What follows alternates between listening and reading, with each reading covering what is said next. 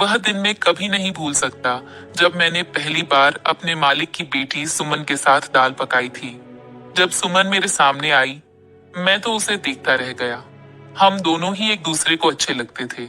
हम काफी दिनों से यह घर पर कहने की कोशिश कर रहे हैं, लेकिन उसके लिए हमें कभी सही मौका नहीं मिला। आज मेरे मालिक अपनी पत्नी के साथ 2 महीनों के लिए ऑस्ट्रेलिया चले गए थे। फिर सुमन कहती है, हमारे बारे में मेरे पापा को पता चल जाएगी तो हम क्या करेंगे। मैंने कहा, सुमन तुम फिक्र मत करो। अगर यह बात उनको पता भी चल जाएगी तो मैं कोई न कोई रास्ता जरूर निकाल लूंगा। आगे तो आप समझ ही सकते हैं। मैं लखनऊ के एक घर में काम करता था। जहां मैं काम करता था वहां के मालिक और मालकिन बहुत अच्छे लोग थे। उनकी एक बेटी भी थी जिसका नाम सुमन था और वह 26 साल की थी। मैं इनके यहाँ पर गाड़ी चलाने का काम करता था। मालिक की बेटी को सुबह कॉलेज ले जाता था और शाम को कॉलेज से घर लाता था। घर में किसी को भी कहीं जाना होता तो मैं ही लेकर जाता था। एक दिन जब मैं सुमन को कॉलेज से लेकर घर आ रहा था, तभी एक कार मेरी गाड़ी के आगे आकर रुक जाती है। फिर थोड़ी देर बाद उसके अंदर से एक लड़का निकलता है, जो कि दिखने पर काफी अमीर घर से लग रहा था। वह मेरी गाड़ी के पास आता है और जिस तरह सुमन बैठी थी उस तरफ का दरवाजा खोलकर सुमन को नीचे खींचने लगता है। मैंने पूछा, सुमन क्या मामला है और यह लड़का कौन है जो तुम्हारे साथ इतनी बदतमीजी कर रहा है। तो वह लड़का कहता है, तुम अपने काम से काम रखो। उसके बाद सुमन भी मुझे चुप करा देती है। फिर सुमन उस लड़के से कुछ बात करती है और फिर वह लड़का चला जाता है। फिर मैं सुमन को लेकर घर आ जाता हूँ।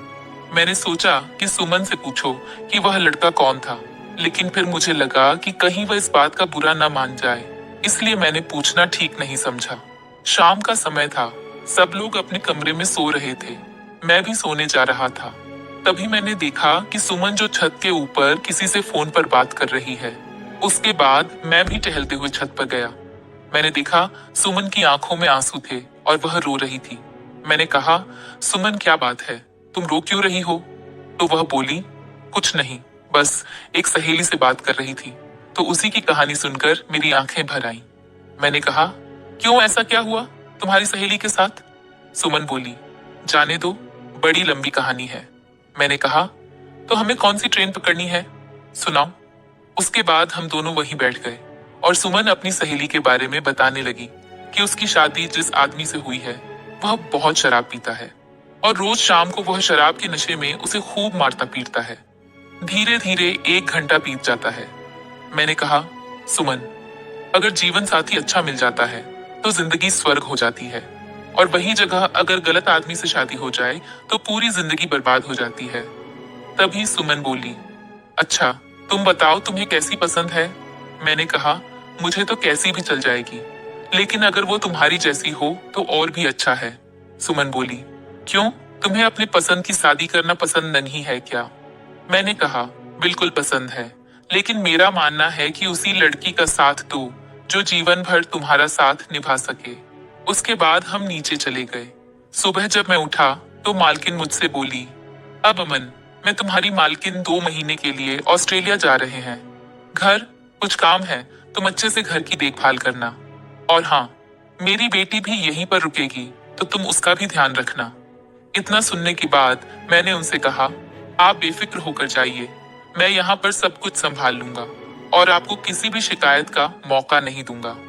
आप आराम से ऑस्ट्रेलिया घूम कर लिए, क्योंकि मैं यहाँ सब देख लूंगा। फिर सुबह के 11 बजे मालिक की फ्लाइट थी तो वह ऑस्ट्रेलिया के लिए निकल गए। अब जहां तक मुझे लग रहा था कि सुमन भी मुझे कहीं ना कहीं पसंद करती है, लेकिन वह ये बात मुझसे कहने में शर्म आती थी। शाम का समय था, मैं किचन में खाना बना रहा था। मालकिन के जाने के बाद मुझे ही खाना बनाना पड़ता था। मैं खाना लेकर सुमन के कमरे में गया। वह सो रही थी। मैंने खाना बगल में रख दिया और सुमन को आवाज लगी तो सुमन उठकर बैठ गई। मैंने कहा, तुम खाना खा लो फिर सोना।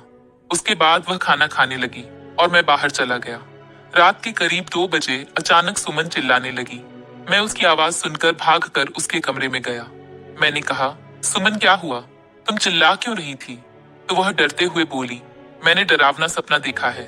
फिर मैं तुरंत पानी लेकर आया और उसके बाद मैं सुमन को शांत कराने लगा। मैंने उसे बेड पर बैठाया और कहा, अब तुम आराम से सो जाओ। तो सुमन बोली, मुझे डर लग रहा है। मैंने कहा, ठीक है, तुम सो जाओ, मैं यहीं पर बैठा हूँ। धीरे धीरे सुबह हो गई। मैं किचन में गया और चाय बनाकर लाया। फिर हम दोनों साथ में चाय पी रहे थे। सुमन बोली, अमन तुम सारी रात नीचे बैठे थे। मैंने कहा, तुम्हें डर लग रहा था इसीलिए मैं कहीं भी नहीं गया था। तभी सुमन बोली, मेरा पिज्जा खाने का बड़ा मन कर रहा है। मैंने कहा, अगर तुम कहो तो मैं जाकर ले आऊं। तो सुमन बोली, नहीं रहने दो, फिर तुम्हें इतनी दूर जाना पड़ेगा। शाम के 5 बजे मैं सब्जी लेने बाजार गया। तभी मुझे याद आया कि सुमन का मन पिज्जा खाने को हो रहा था। फिर मैंने पिज्जा भी ले लिया। उसके बाद घर आ गया। मैं पिज्जा देने सुमन के कमरे में गया। वह बैठकर टीवी देख रही थी। मैंने कहा, सुमन ये लो पिज्जा। सुमन बोली, तो तुम सच में पिज्जा ले आए? मैंने कहा, वह मैं सब्जियां लेने बाजार गया था।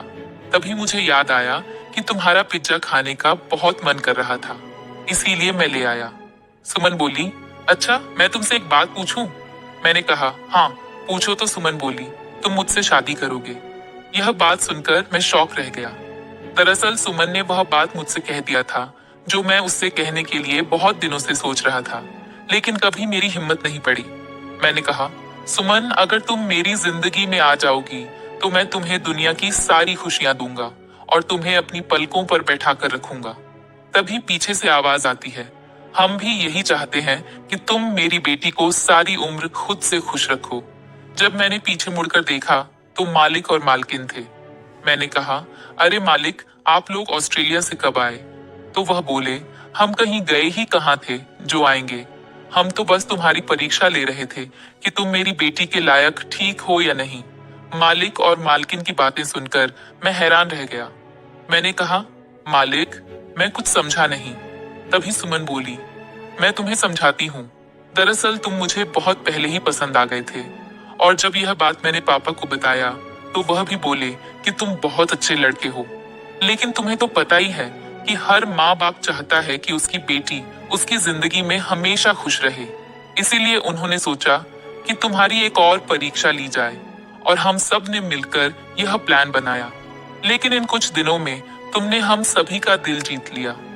मम्मी पापा ने भी यह सब इसलिए किया क्योंकि वह तुम्हारे अंदर की बात जानने के लिए तुम्हारा इम्तिहान ले रहे थे। यह सब सुनने के बाद मैं उनके पैर छूने लगा। उन्होंने कहा, अरे तुम हमारे दामाद हो, तुम ये सब नहीं कर सकते। उसके बाद मैंने घर वालों को बुलाकर अपनी शादी के बारे में बता दिया। वह भी बहुत खुश हुए। फिर एक अच्छा सा मुहूर्त देखकर हमारी शादी हुई। अब मैं सुमन के साथ काफी खुश रहता हूँ। आगे तो आप समझ सकते हैं कि हम बिल्कुल पति पत्नी की तरह रहते हैं और अच्छी वाली दाल पकाते हैं।